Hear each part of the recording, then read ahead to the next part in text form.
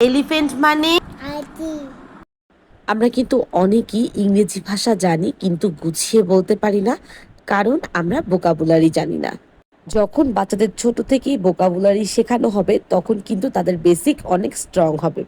22 মাস বয়সী আমাইরার প্রথম ইংরেজি গল্পের বই ছিল টাইনি টেলসের সিরিজ 1। একসাথে 20টা গল্পের বই থাকে, একদম 2 বছর প্লাস বাচ্চার জন্য উপযুক্ত।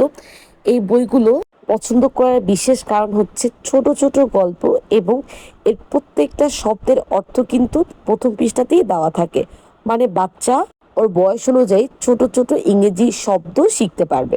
এবং এক লাইনের ছোট ছোট গল্প থাকে। অনেকেই ভাবেন বাচ্চা বড় হলে তো ইংরেজি শিখবে, এত তাড়াতাড়ি এইসব বই দেওয়ার কি দরকার, বাচ্চার উপর চাপ পড়বে, এগুলো একেবারেই ভুল ধারণা।